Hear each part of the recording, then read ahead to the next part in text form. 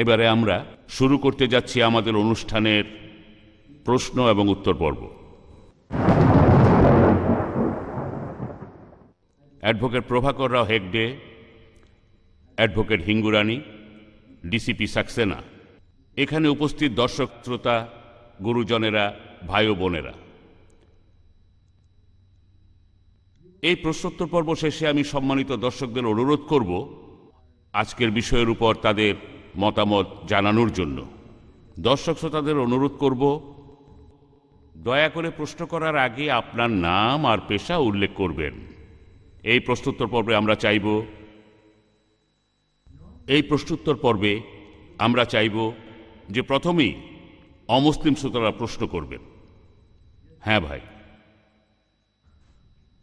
ধন্যবাদ ডক্টর নায়েক। ইসলাম ধর্মের ঈশ্বরকে আপনি একটু স্পষ্টভাবেই তুলে ধরলেন। আমার প্রশ্নটা সহজ। আপনি এতক্ষণ বললেন জাতিগত ভ্রাতৃত্ব, ভাষাগত ভ্রাতৃত্ব, রক্তের ভ্রাতৃত্ব ইত্যাদি, আর এই সবগুলো ভ্রাতৃত্ব বাধা দেয় সার্বজনীন ভ্রাতৃত্বে। তবে আপনি এখানে যেটা বলেননি সেটা হলো কাফির।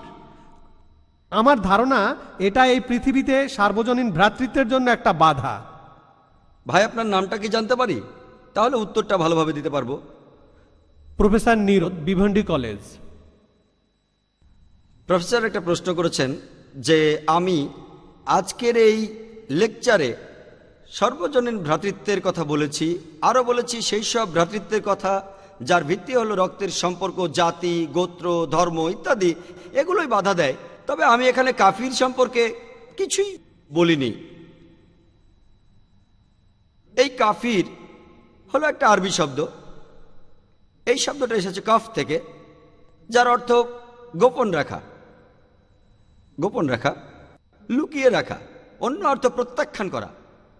আর ইসলাম ধর্মে এই কাফির শব্দটা এর অর্থ কোনো ব্যক্তি যে ইসলামের সত্যকে গোপন বা প্রত্যাখ্যান করে। যে ব্যক্তি ইসলামের সত্যকে প্রত্যাখ্যান করে তাকে বলা হয় কাফির। যে কোনো লোক যে ইসলামের সত্যকে প্রত্যাখ্যান করে, যেমন ঈশ্বর একজন, আল্লাহ সুবহানাহু ওয়া তাআলা, আরও যা কিছু আছে, সে একজন কাফির।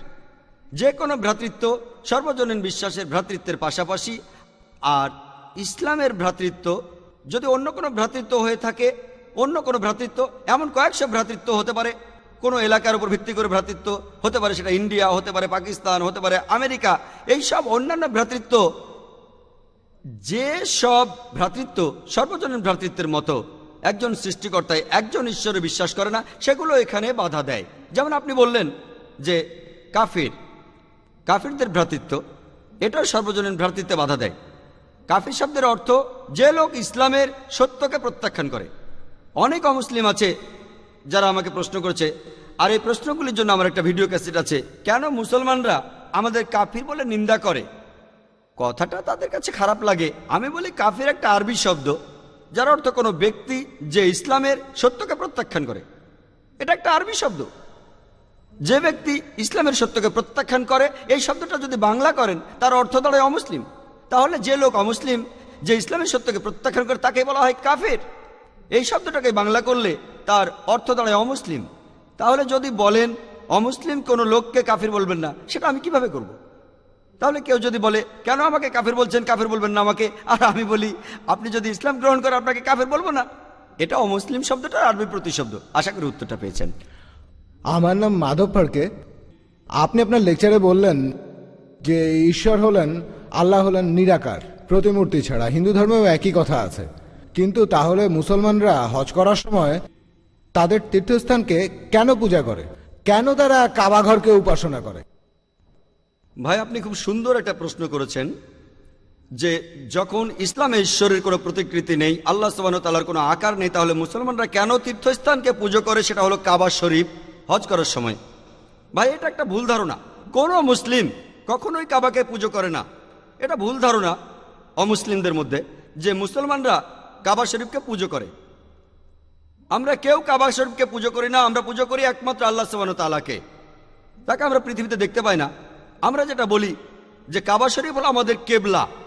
কেবলা একটা আরবি শব্দ, যার অর্থ হলো একটা দিক। কাবা হলো আমাদের কেবলা, কারণ আমরা মুসলিমরা একতায় বিশ্বাস করি, সব সময় একতা। যেমন ধরুন, আপনি যখন প্রার্থনা করছেন আল্লাহ সুবহানাহু ওয়া তাআলার কাছে, যখন সালাহ আদায় করেন, কেউ হয়তো বলবে উত্তর দিকে মুখ করে দাঁড়ায়, কেউ বলবে দক্ষিণ দিকে মুখ করে দাঁড়ায়, কেউ হয়তো বলবে পূর্ব দিকে, কেউ বলবে পশ্চিম দিকে। কোন দিকে দাঁড়াবো?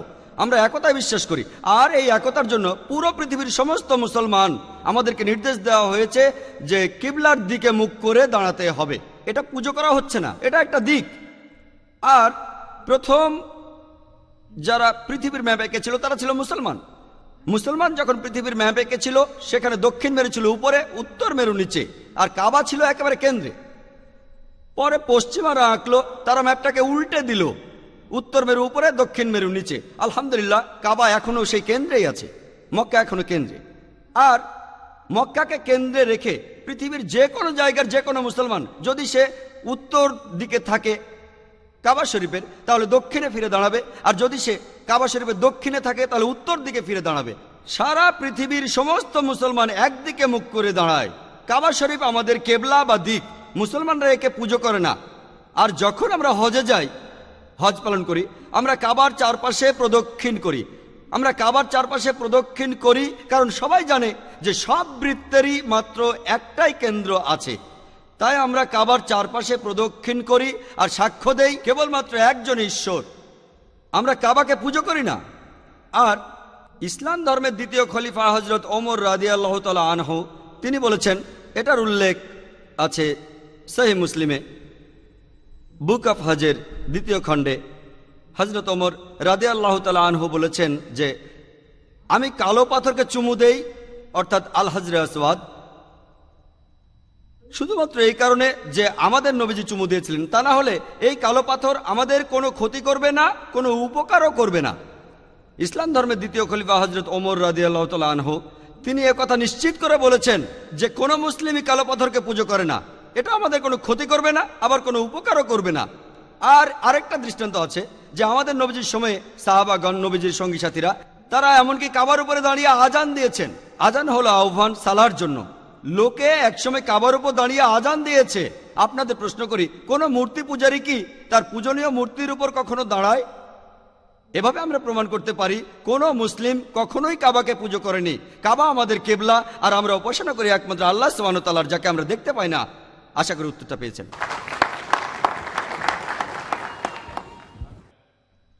হ্যাঁ ভাই। আমার নাম ডক্টর বিয়াস, একজন মেডিকেল ডাক্তার। আমরা এখানে এসেছি সার্বজনীন ভ্রাতৃত্ব নিয়ে নতুন কিছু কথা শুনতে। আমরা এখানে ইসলাম ধর্মের ওপর কোনো লেকচার শুনতে আসিনি। আমি এখানে আপনাকে অনুরোধ করব, আপনি বলুন এই পৃথিবীর ভ্রাতৃত্ববোধের কিছু কথা। এখন এটা সার্বজনীন ভ্রাতৃত্ব। আমি এখানে জানতে আসিনি বিশ্বজগতের অন্য কোথাও আমাদের কোনো ভাই আছে কিনা। ইন্ডিয়াতে অনেক ভাই আছে, তাই আমরা ইন্ডিয়ান ভ্রাতৃত্বের কথা বলবো। আর এই দেশে মানুষের ভ্রাতৃত্ব কিভাবে দেশের ইতিহাসকে গত 100 বছরে কতখানি প্রভাবিত করতে পেরেছে। ভাই, আপনি খুব সুন্দর প্রশ্ন করেছেন, খুবই প্রাসঙ্গিক প্রশ্ন। তিনি বললেন যে আজকে তিনি এসেছেন সর্বজনীন ভ্রাতৃত্বের কথা শুনতে, আর আমি এখানে বলেছি শুধুমাত্র এই পৃথিবীর ভ্রাতৃত্বের কথা। আর এই পৃথিবীর বাইরেও কি কোনো ভ্রাতৃত্ব আছে? আপনি একজন ডাক্তার, আলহামদুলিল্লাহ। আর আমার লেকচার যদি শোনেন, যদি আপনি একটু মন দিয়ে শোনেন, আমি বলেছি আমরা এক সর্বশক্তিমান ঈশ্বরে বিশ্বাস করি, যিনি এই পৃথিবী সমূহের প্রতিপালক, রাব্বুল আলামিন। পৃথিবী সমূহের প্রতিপালক অর্থাৎ বিশ্বজগতের প্রতিপালক আমাদের এই পৃথিবী সহ। এই ভ্রাতৃত্বটা হলো বিশ্বজগতের, পৃথিবীর অথবা ইন্ডিয়া। আপনি কি বলেন? হ্যাঁ ভাই, ঠিক আছে, আগে উত্তরটা শোনেন। এক এক করে আমি আপনাদের সবার প্রশ্নের উত্তর দিয়ে দেব। আগে এই উত্তরটা দিয়ে তারপরে আপনার প্রশ্নে আসছি, সমস্যা না। আমি এখানে আছি, আপনাদের সবার প্রশ্নের উত্তর দেবো ইনশাল্লাহ। প্রথমে এই ভদ্রলোকের উত্তর দেই। তিনি যে প্রশ্ন করেছেন সেটার উত্তর আগে দেই। তিনি আমার কাছে ভ্রাতৃত্ব সম্পর্কে জানতে চেয়েছেন। আর সর্বজনীন ভ্রাতৃত্ব শুধুমাত্র এই পৃথিবীর ভ্রাতৃত্বকেই বোঝায় না। আর পবিত্র কোরআনের কথা অনুযায়ী সূরা আল শুরার 29 নম্বর আয়াতে উল্লেখ আছে যে আল্লাহ সুবহানাহু ওয়া তাআলা এই আকাশমণ্ডলী আর পৃথিবী সৃষ্টি করেছেন আর সেখানে জীবজন্তু ছড়িয়ে দিয়েছেন।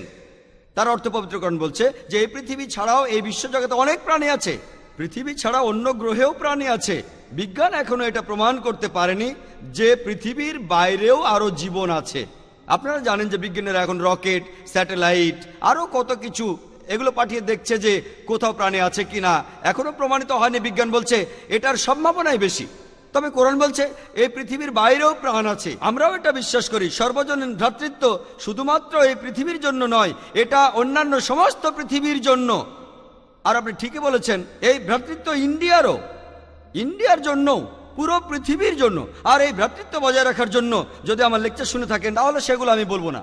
আমাদের কিছু নৈতিকতা থাকা উচিত, যে কোনো একজন মানুষ অন্য কোনো মানুষকে খুন করবে না, সে ডাকাতি করবে না, সে দান খয়রাত করবে, প্রতিবেশীদের ভালোবাসবে, কারো পেছনে নিন্দা করবে না। সে খেয়াল রাখবে যখন সে ভরপেটে থাকে তখন যেন তার প্রতিবেশীও ভরপেটে থাকে। সে খেয়াল রাখবে সে যেন মদ পান না করে। মাদকদ্রব্য সর্বজনীন ভ্রাতৃত্বকে ছড়ানোর পথে একটা বাধা। পেছন থেকে নিন্দা করবে না, সে কারো নিন্দা করবে না। আর এভাবে কাজ করলে সর্বজনীন ভ্রাতৃত্ব শুধুমাত্র ইন্ডিয়ায় নয়, শুধু এই পৃথিবীতেই নয়, পুরো বিশ্বজগতে বিরাজ করবে। হতে পারে যে আপনি আমার পুরো লেকচার মন দিয়ে শোনেননি। আমার লেকচার আলহামদুলিল্লাহ এই বিষয়টার উপরই ছিল সেটা। আর এখানে আমি ইন্ডিয়া, আমেরিকা, এই পৃথিবী আর পুরো বিশ্বজগতের কথা বলেছি।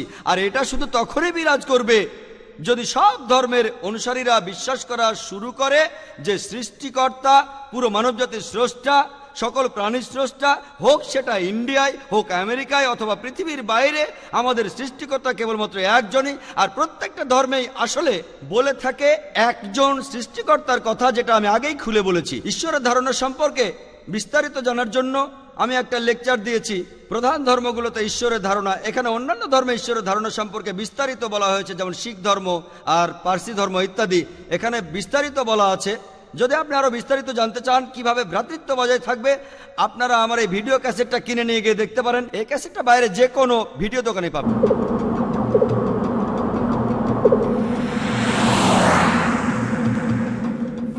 প্রত্যেকটা ধর্মেই আসলে বলে থাকে একজন সৃষ্টিকর্তার কথা, যেটা আমি আগেই খুলে বলেছি। ঈশ্বরের ধারণা সম্পর্কে বিস্তারিত জানার জন্য আমি একটা লেকচার দিয়েছি, প্রধান ধর্মগুলোতে ঈশ্বরের ধারণা। এখানে অন্যান্য ধর্মে ঈশ্বরের ধারণা সম্পর্কে বিস্তারিত বলা হয়েছে, যেমন শিখ ধর্ম আর পার্সি ধর্ম ইত্যাদি।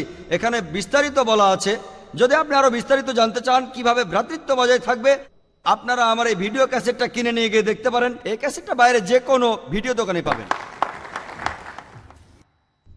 আমার নাম প্রভু স্বামী। আমার ধারণা সব ধর্মই আসলে ভালো কথা বলে, তাই একজন মানুষ যে কোনো ধর্ম পালন করতে পারে। আর আমার মনে হয় এতে কোনো সমস্যা নেই। আপনি কি বলেন?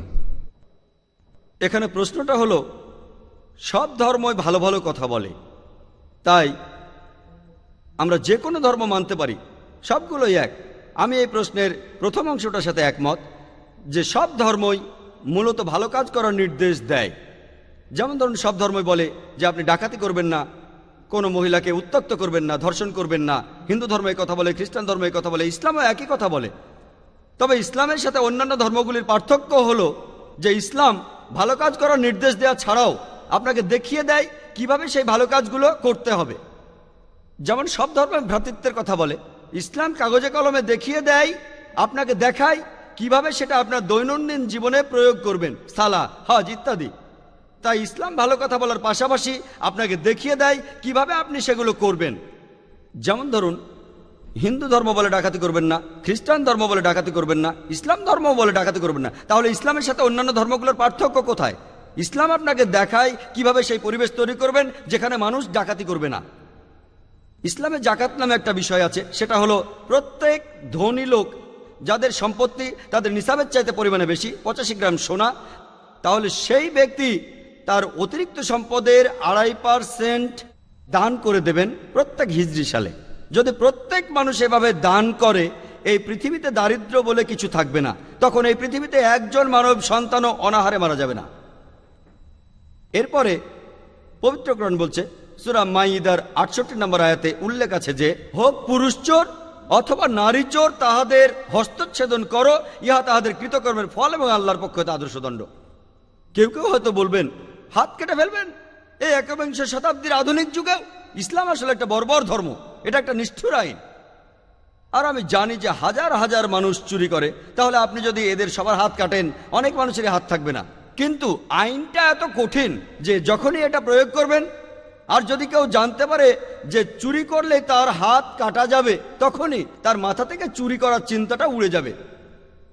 আপনি কি জানেন যে আমেরিকা, যেটা এখন পৃথিবীর সবচেয়ে উন্নত দেশ, দুর্ভাগ্যজনকভাবে এই দেশেই অপরাধের মাত্রা অনেক বেশি, সবচেয়ে বেশি চুরি ডাকাতি হয়। আমি এখন একটা প্রশ্ন করি, যদি আমেরিকা ইসলামিক শরিয়া প্রয়োগ করা হয় যে প্রত্যেক ধনী লোকই জাকাত দেবে, তার অতিরিক্ত সম্পদের 2.5% দান করবে, আর তারপরে যদি কোনো পুরুষ বা মহিলা চুরি করে তাহলে তার হাত কাটা হবে, আমি এখন প্রশ্ন করছি, আমেরিকায় যে পরিমাণ চুরি আর ডাকাতি হচ্ছে সেটা কি বেড়ে যাবে? সেটা কি একই রকম থাকবে নাকি কমে যাবে? সেটা কমে যাবে। এটাই কার্যকর আইন। ইসলাম শরিয়া প্রয়োগ করলে ফলাফলটা পাবেন। আপনাদের একটা উদাহরণ দেই, যে বেশিরভাগ ধর্মই আমাদের বলে যে কোনো মহিলাকে উত্ত্যক্ত করবে না, কোনো মহিলাকে ধর্ষণ করবে না। হিন্দু ধর্ম এই কথা বলে, খ্রিস্টান ধর্ম এই কথা বলে, ইসলাম ধর্ম একই কথা বলে। তবে ইসলাম আমাদের দেখিয়ে দেয় কিভাবে সেই পরিবেশ তৈরি করতে হবে যেখানে আমাদের কেউ, পুরুষদের কেউ কোনো মহিলাকে উত্ত্যক্ত বা ধর্ষণ করবে না। ইসলামে হিজাব বলে একটা কথা আছে, লোকে শুধু মহিলাদের হিজাবের কথাই বলে, তবে আল্লাহ সুবহানাহু ওয়া তাআলা পবিত্র কোরআনে প্রথমে বলেছেন পুরুষের হিজাবের কথা, তারপর মহিলাদের। পবিত্র কোরআনে সূরা আল নূরের 30 নম্বর আয়াতে উল্লেখ আছে যে মুমিনদিগকে বলো তারা যেন দৃষ্টি সংযত করে এবং লজ্জাস্থানের হেফাজত করে। যখনই একজন পুরুষ কোনো মহিলার দিকে তাকায়, তার মাথায় যদি কোনো কুচিন্তা আসে, সে তার দৃষ্টি নিচু করবে। একবার আমার এক বন্ধু, মুসলমান বন্ধু, সে একটা মেয়ের দিকে অনেকক্ষণ ধরে তাকিয়েছিল।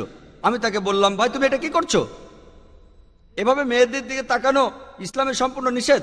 সে তখন বলল, আমাদের প্রিয় নবীজি বলেছেন যে প্রথম দৃষ্টিটার অনুমতি আছে, দ্বিতীয়টা নিষেধ করা আছে। আমি প্রথম দৃষ্টির অর্ধেকটাও শেষ করিনি। নবীজি এখানে বুঝিয়েছেন যে প্রথম দৃষ্টির অনুমতি আছে, দ্বিতীয়টা নিষেধ করা আছে। তার মানে এই নয় যে আপনি কোনো মহিলার দিকে তাকাবেন আর 20 মিনিট ধরে অপলক তাকিয়ে থাকবেন। নবীজি বলেছেন কোনো মহিলার দিকে যদি আপনি অনিচ্ছাকৃত তাকান, ইচ্ছা করে তার দিকে আবার তাকাবেন না, তাকে গিলে খাবেন না। নবীজি এটাই বুঝিয়েছেন।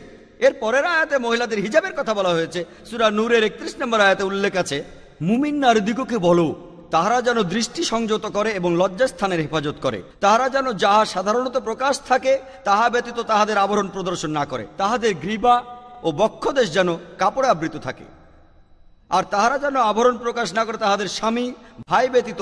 এখানে পুরুষদের একটা অনেক বড় তালিকা দেয়া আছে যাদের তারা কখনোই বিয়ে করতে পারবে না। আর হিজাব পালন করার 6টি নিয়ম রয়েছে। প্রথমে বলা হয়েছে পুরুষ আর নারীর কতখানি ঢাকতে হবে। পুরুষের জন্য হিজাব হলো নাভি থেকে গোড়ালি পর্যন্ত, মহিলাদের জন্য পুরো শরীরই ঢেকে রাখতে হবে। যে অংশটুকু দেখা যাবে তা হলো মুখ আর হাতের কবজি পর্যন্ত। কেউ কেউ বলেন এগুলোও ঢেকে রাখতে হবে। বাকি 5টা নিয়ম দুজনের জন্যই এক। দ্বিতীয়টা হলো তাদের শরীরের পোশাক এমন আঁটোসাঁটো হবে না যাতে তাদের আকৃতি বোঝা যায়। তৃতীয়টা, পোশাকটা পাতলা হবে না যাতে ভেতরের দিক দেখা যায়। চতুর্থ, পোশাকটা এমন জমকালো হবে না যাতে বিপরীত লিঙ্গকে আকৃষ্ট করে। পঞ্চম, তাদের পোশাক অবিশ্বাসীদের পোশাকের মতো হবে না। ষষ্ঠ, তাদের পোশাক বিপরীত লিঙ্গের পোশাকের মতো হবে না। এগুলোই হলো হিজাব মেনে চলার 6টা নিয়ম, যেটা পবিত্র কোরআন আর সহিহ হাদিসে আছে। আর পবিত্র কোরআন সূরা আহজাবের 59 নম্বর আয়াতে হিজাবের কথা বলছে। হিজাবের কারণ দেওয়া হয়েছে, বলা হচ্ছে, হে নবী, তোমার স্ত্রী আর কন্যাদের বলো তারা যেন তাহাদের চাদরের কিয়দাংশ নিজেদের উপর টানিয়ে দেয়, ইহাতে তাহাদের চেনা সহজ হইবে, ফলে তাহাদেরকে উত্ত্যক্ত করা হইবে না। কোরআন বলছে মহিলাদের জন্য হিজাবের কথা বলা হয়েছে যাতে করে অন্য কেউ তাদের উত্ত্যক্ত না করে। আর ইসলামিক শরিয়া বলছে যদি কোনো লোক কোনো মহিলাকে ধর্ষণ করে সেই লোককে মৃত্যুদণ্ড দেয়া হবে। লোকে হয়তো বলবে মৃত্যুদণ্ড এই একবিংশ শতাব্দীতে? ইসলাম একটা বর্বর ধর্ম, এটা একটা নিষ্ঠুর আইন, এটা একটা বর্বর ধর্ম। আপনারা জানেন যে আমেরিকা এখন পৃথিবীর সবচেয়ে উন্নত একটা দেশ, আর সেই দেশে অনেক বেশি পরিমাণে ধর্ষণ হয়। পরিসংখ্যান আমাদের বলছে যে প্রতিদিন গড়ে 1900 জনেরও বেশি মহিলা ধর্ষিত হয় প্রতিদিন।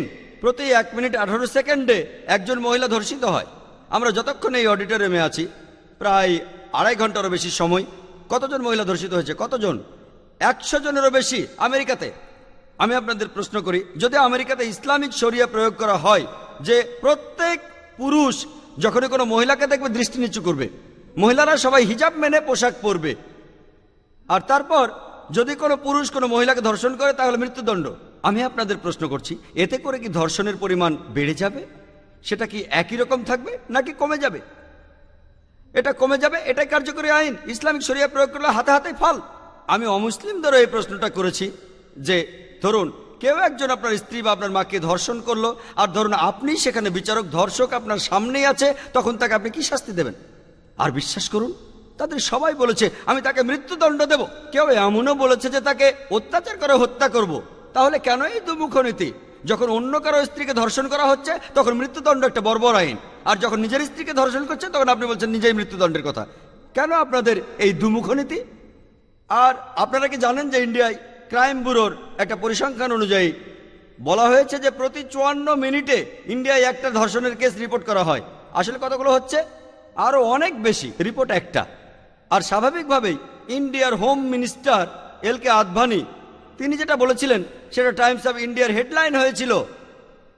হেডলাইন তিনি বলেছিলেন যে আদভানি বলেছেন ধর্ষণের শাস্তি মৃত্যুদণ্ড, আর আইনে একটা সংশোধনের কথা বলেছেন।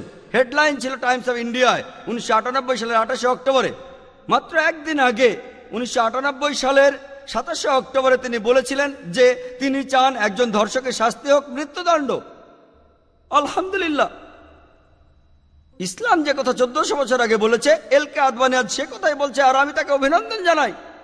আমি এখানে পলিটিক্যাল পার্টির কথা বলছি না, আমি পলিটিশিয়ান নই, কিন্তু যদি কেউ সত্যি কথা বলে আমি তাকে অভিনন্দন জানাই। আর এই আইন প্রয়োগ করলে নিশ্চিতভাবে ধর্ষণের পরিমাণ কমে যাবে। হতে পারে এর পরের হোম মিনিস্টার হয়তো ইসলামী হিজাবও পালন করতে বলবে। ইনশাআল্লাহ ইন্ডিয়ায় ধর্ষণ পুরোপুরি বন্ধ হয়ে যাবে। তারা ইসলামের কাছাকাছি আসছে, তাই অভিনন্দন জানাই। تعالوا إلى كلمة سواء بيننا وبينكم এসো সেই কথায় যাহা আমাদের এবং তোমাদের মধ্যে এক। এল.কে. আদভানি বুঝতে পেরেছেন যে ইন্ডিয়ায় ধর্ষণের পরিমাণ বেড়ে গেছে, আর তিনি এখানে ঠিকই বলেছেন যে আইনটা একটু সংশোধনী দরকার, আর ধর্ষকের শাস্তি হওয়া উচিত মৃত্যুদণ্ড। আমি এটার পক্ষে, আমি প্রথম ইন্ডিয়ান হিসেবে আপনাকে সমর্থন করছি। তাই যদি ভালোভাবে দেখেন, ইসলাম ভালো কথা বলার পাশাপাশি আপনাকে দেখিয়ে দেয় কিভাবে ভালো জিনিসগুলো অর্জন করতে হবে। সেজন্য আমি বলি যে সব ধর্মগুলির মধ্যে ইসলাম ভালো কথা বলে, আর সেগুলো অর্জনের পথও আপনাকে দেখিয়ে দেয়। আর তাই আমাকে যদি কোনো ধর্ম পালন করতে হয়, আমি সেই ধর্ম পালন করব যেটা ভালো কথা বলে আর আমাকে দেখিয়ে দেয় কিভাবে ভালোগুলো অর্জন করতে হবে। এজন্যই পবিত্র কোরআন সূরা আল ইমরানের 19 নম্বর আয়াতে উল্লেখ আছে, إن الدين عند الله الإسلام নিঃসন্দেহে একমাত্র গ্রহণযোগ্য দিন আল্লাহ সুবহানাহু ওয়া তাআলার কাছে, যখন কোনো ব্যক্তি আল্লাহর কাছে তার ইচ্ছাকে সমর্পণ করে। تعالوا إلى كلمة سواء بيننا وبينكم এসো সেই কথায় যাহা আমাদের এবং তোমাদের মধ্যে এক। প্রথম কথাটা কি? ألا نعبد إلا الله আল্লাহ ছাড়া আমরা কারো ইবাদত করি না। শুধুমাত্র একজন সৃষ্টিকর্তাকে বিশ্বাস করাটাই যথেষ্ট নয়, আপনাদের উপাসনা করতে হবে মাত্র একজন সর্বশক্তিমানকে। যদি